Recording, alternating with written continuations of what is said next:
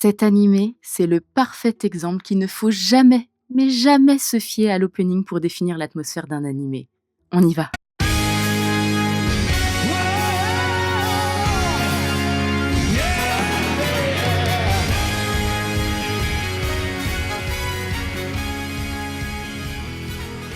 Alors, qu'est-ce que je vous avais dit?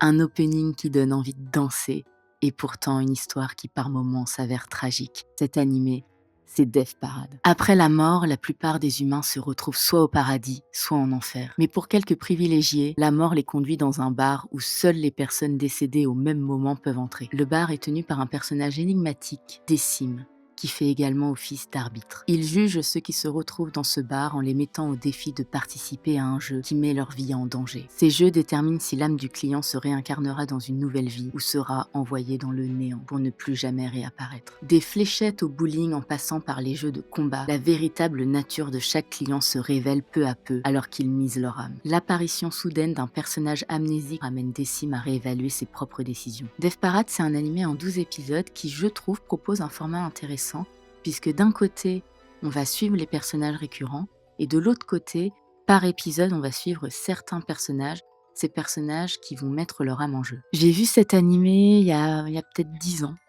et il y a une scène accompagnée d'une mélodie au piano qui est restée gravée. Pour le prochain animé, il y en a un que j'ai fini il y a 2 semaines.